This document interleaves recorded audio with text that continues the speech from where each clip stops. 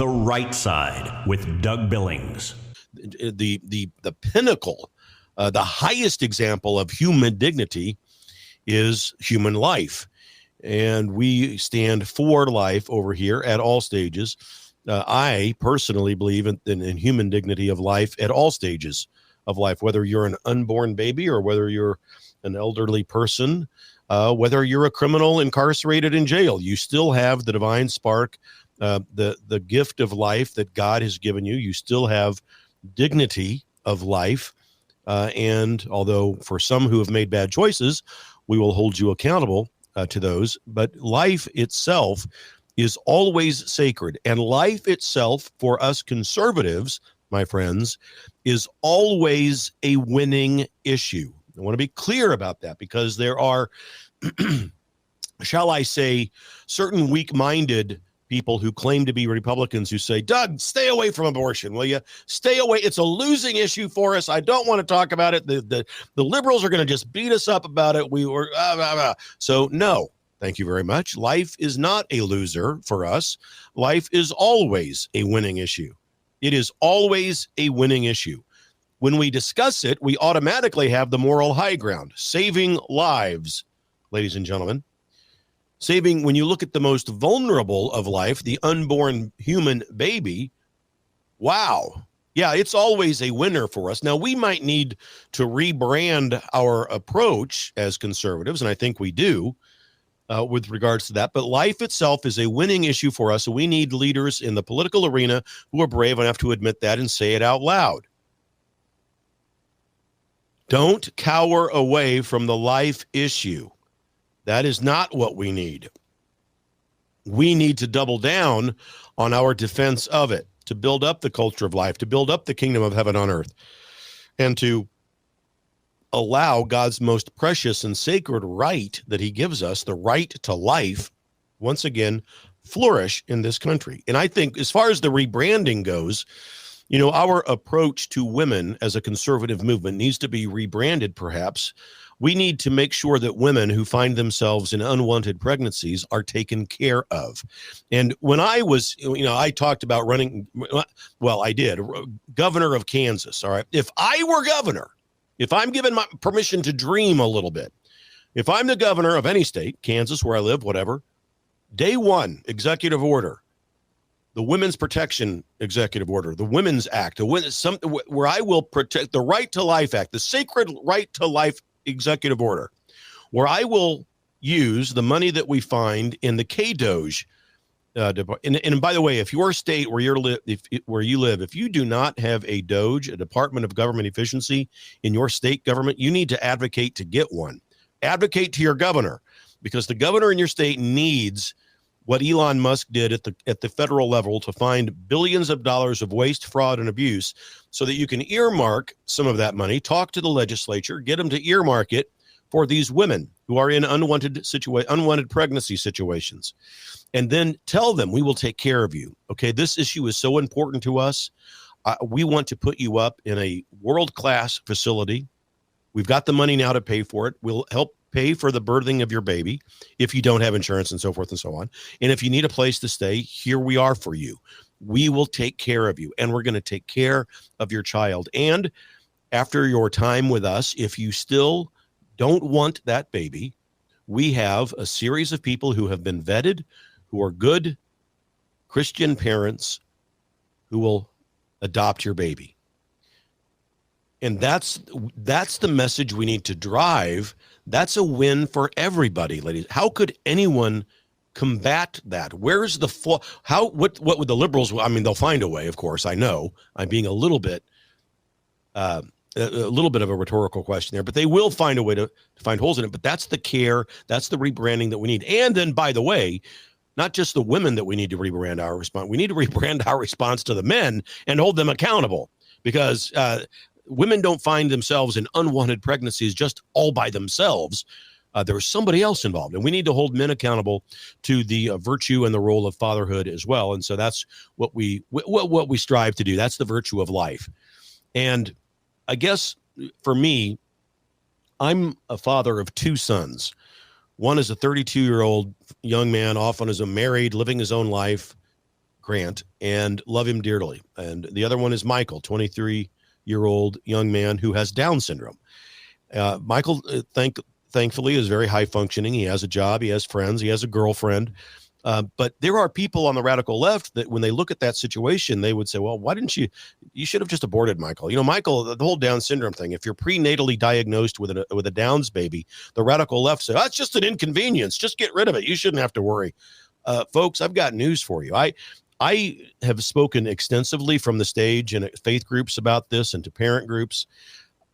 These young people, these children, when you're pre-diagnosed with a Down syndrome or with any disability, I speak about Downs because it's my personal experience. I would not change a thing.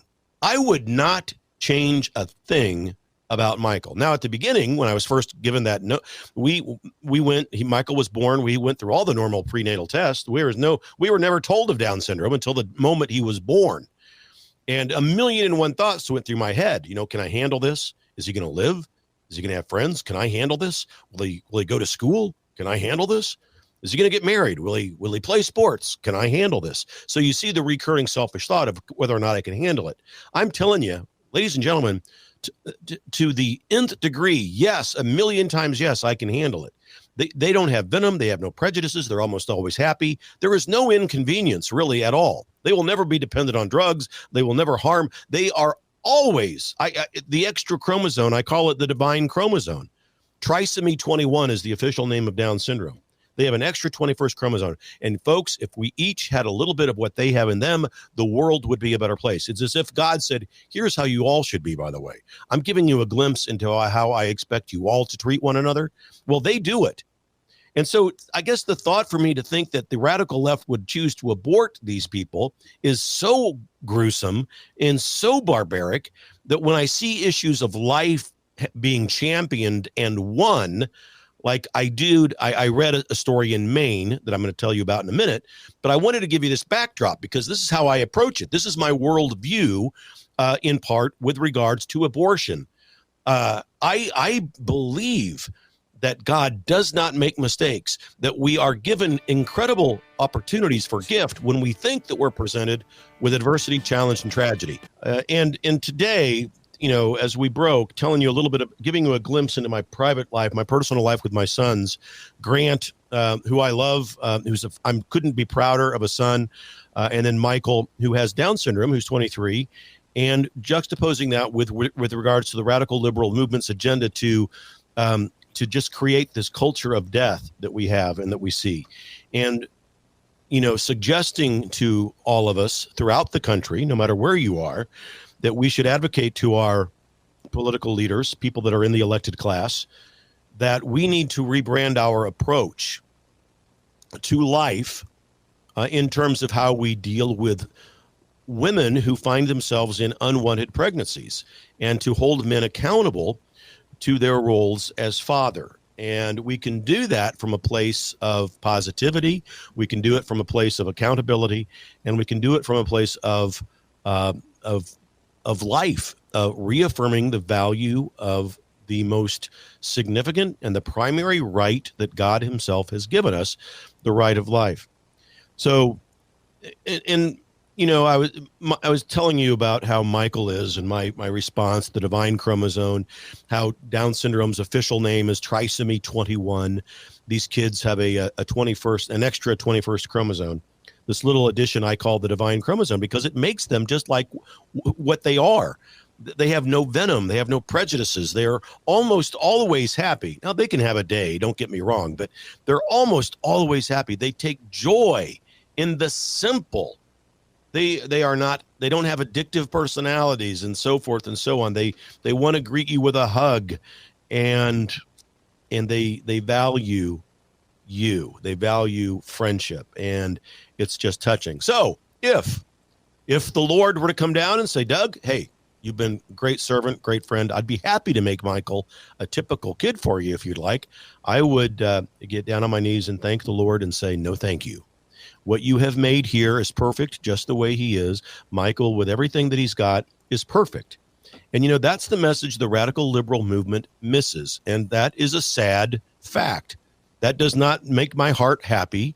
that the radical left liberal movement cannot understand that there is beauty in everything. And that we see everything as a gift.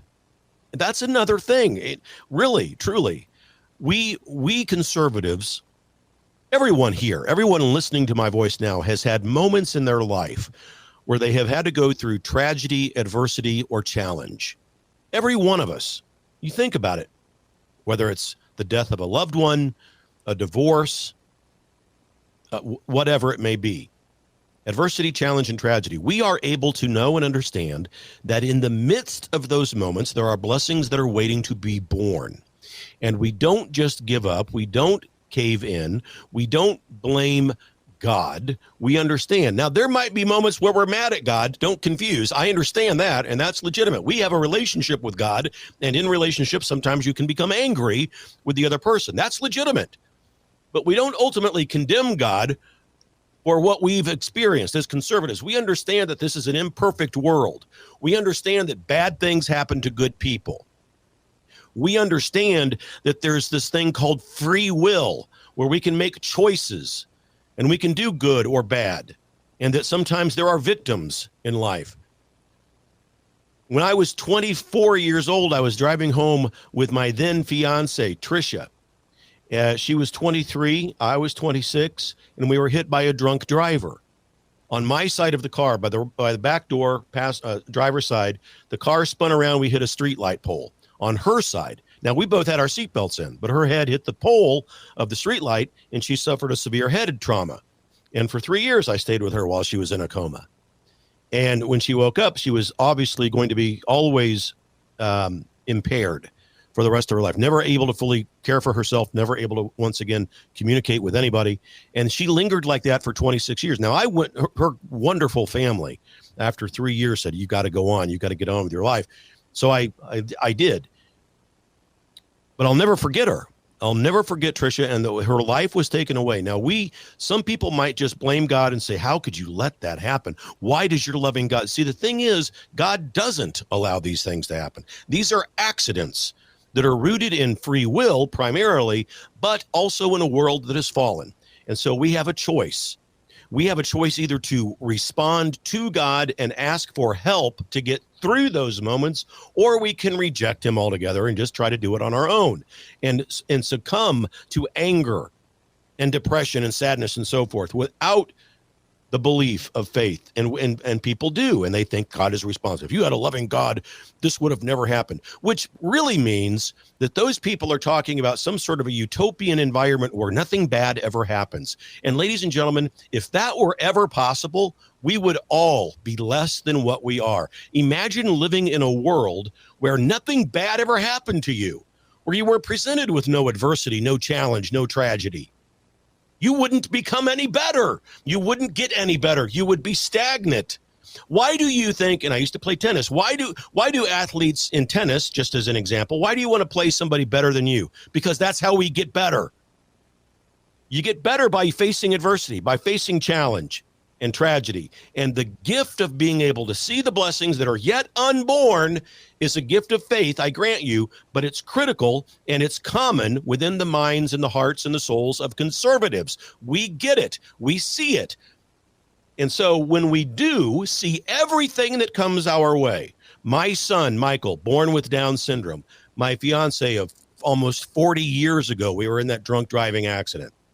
If I were allowed to just mope and see no hope, if I were a person who said, there is nothing that came of this, there is no good, if I didn't see both of those events as a gift, and I'm using the word gift on purpose, because we are gifted those moments, even though they are tragic. And when we are able to see the blessings that are there waiting to be born, that is where the blessings are born. That's the moment that the blessings become born. And that's the moment where we become grateful. And yes, a lot of this happens through hindsight. You have to get through the moment, the tragedy, adversity, and challenge, and then you kind of look back and you notice, yes, I saw the hand of God here, and here, and he guided me over there, and with that, and with this person.